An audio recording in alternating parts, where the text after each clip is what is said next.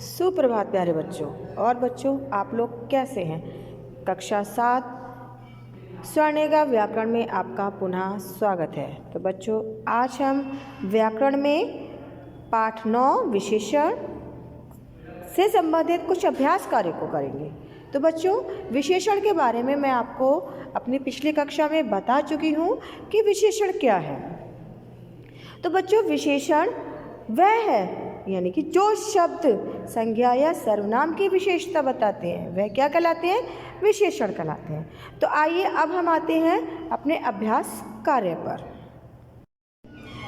तो हमारा अभ्यास कार्य है, देखिए दूसरा है, उपयुक्त शब्द चुनकर रिक्त स्थानों की पूर्ति कीजिए। यानी कि बच्चों, इस कोष्ठक में आपको जो शब्द दिए हैं उनको चुनकर आपको इन खाली जगह में लिखना है, भरना है। तो क्या देखिए, विशेषण शब्द खाली जगह दिया है या फिर खाली जगह दिया है कि विशेषता बताते हैं। तो किन की विशेषता बताते हैं? संज्ञा और सर्वनाम की। तो हम क्या लिखेंगे यहाँ पर? संज्ञा और यहाँ पर सर्वनाम। तो क्या वाक्य बनेगा? विशेषण शब्द संज्ञा या सर्वनाम की विशेषता बताते हैं। तो इसी प्रकार से हम अपने आगे के रिक्त स्थानों को भरेंगे। तो क्या देखिए, विशेषण की भी विशेषता बताते हैं। कौन बताते हैं? प्रविशेषण। प्रविशेषण विशेषण की भी विशेषता बताते हैं। तो यहाँ क्या लिखेंगे? प्रविशेषण। फिर क्या देखिए, सबसे सुंदर का शब्द है। किसका शब्द है? उत्तमावस्था। कौन सी अवस्था का? उत्तमावस्था का शब्द है। ठीक है। फिर हमारा ख आता है, लाल फ्रॉक में से। लाल फ्रॉक में से लाल विशेषण, और फ्रॉक क्या है? हमारा विशेष है। तो यहाँ क्या लिखेंगे हम? विशेष है। विशेषण के भेद होते हैं। कितने भेद होते हैं? 4 भेद होते हैं। तो यहाँ पर हम लिखेंगे 4। तो ये थे हमारे रिक्त स्थान। अब आते हैं हम अपने अगले अभ्यास कार्य पर। देखिए तीसरा है, सही कथन के सामने सही तथा गलत कथन के सामने गलत का चिन्ह लगाइए। मतलब आपको ये बताना है कि ये कथन, ये वाक्य जो दिए हैं वो सही है या गलत। अगर गलत है तो आप गलत का निशान लगाएंगे और सही है तो सही का निशान लगाएंगे। तो हमारा पहला वाक्य है, क्या है? विशेषण शब्द संज्ञा या सर्वनाम की विशेषता बताते हैं। तो ये कथन हमारा, ये वाक्य सही है तो हम सही का निशान लगाएंगे। ख है, विशेषण के 2 भेद होते हैं। तो बच्चों, विशेषण के कितने भेद होते हैं? 4 भेद होते हैं। तो ये कथन हमारा गलत है क्योंकि यहाँ पर दिया है 2, तो 2 भेद नहीं होते हैं। तो यहाँ हम लगाएंगे गलत का निशान। अब आते हैं अपने अगले वाक्य पर। ग है, विशेष है शब्द वे होते हैं जिनकी विशेषता बताई जाती है। तो जी हाँ, विशेष शब्द वे हैं जिनकी विशेषता बताई जाती है। तो ये कथन हमारा सही है तो हम यहाँ पर सही का निशान लगाएंगे। अब घ है हमारा, विशेषण की 4 अवस्थाएं होती हैं। तो बच्चों, कितनी अवस्थाएं होती हैं? 3 अवस्थाएं होती हैं। तो ये वाक्य हमारा गलत है तो हम यहाँ पर गलत का निशान लगाएंगे।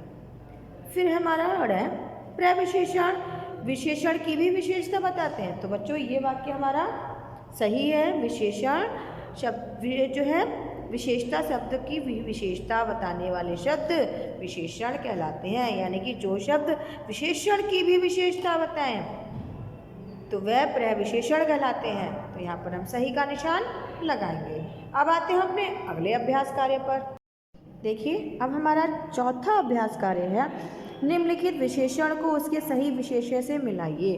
तो बच्चों, यहाँ पे आपको दिया है विशेषण शब्द दिए हैं और यहाँ पर विशेष है। तो इन विशेषणों को आपको विशेष्य से मिलाना है। तो क्या है? नया। तो नए को हम किससे मिलाएंगे? ताला। नया क्या है? ताला। फिर क्या है? छायादार। छायादार क्या है? वृक्ष। तो हम किससे मिलाएंगे? वृक्ष से। फिर है ग है, मीठी। तो मीठी क्या होती है? जलेबी। तो मीठी को हम मिलाएंगे जलेबी से। फिर घ है, मजबूत। मजबूत क्या है? दरवाज़ा। तो इसको हम मिलाएंगे दरवाजे से। फिर है हमारा राष्ट्रीय। राष्ट्रीय क्या होता है? ध्वज है, हमारा झंडा है। तो इसको हम मिलाएंगे ध्वज से। च है, घायल। घायल कौन है? सैनिक। तो इसको हम मिलाएंगे सैनिक से। अब आते हैं हम अपने अगले अभ्यास कार्य पर। तो देखिए 5वां अभ्यास कार्य है निम्नलिखित शब्दों के उत्तरावस्था व उत्तमावस्था में रूप लिखिए। तो बच्चों यहाँ पे आपको मूलावस्था दी हुई है, यहाँ उत्तरा और यहाँ उत्तमा। तो इन शब्दों की आपको अवस्था बना के लिखनी है, यहाँ पर उत्तरावस्था और यहाँ पर उत्तमावस्था। तो सबसे क्या पे दिया है ऊंचा, तो ऊंचा हमारा क्या बनाइए आप, उत्तरावस्था बनाएंगे अधिक ऊंचा और उत्तमावस्था में बनाएंगे सबसे ऊंचा। फिर हमारा ख्या दिया है श्रेष्ठ, तो श्रेष्ठ को हम उत्तरावस्था में लिखेंगे श्रेष्ठतर और उत्तमावस्था में श्रेष्ठतम। फिर ग है मधुर, तो मधुर को हम लिखेंगे उत्तरावस्था में मधुरतर और उत्तमावस्था में मधुरतम। फिर घ है विशाल, तो विशाल को हम उत्तरावस्था में लिखेंगे विशालतर और उत्तमावस्था में विशालतम। तो बच्चों इन शब्दों में हम तर और तम लगाकर उत्तरावस्था और उत्तमावस्था बनाएंगे। तो ड़ है हमारा बुद्धिमान, तो उत्तरावस्था अधिक बुद्धिमान और उत्तमावस्था में लिखेंगे सबसे बुद्धिमान। तो इन अभ्यास कार्यों को बच्चों आप लोग बहुत अच्छे से तैयार करिए। धन्यवाद।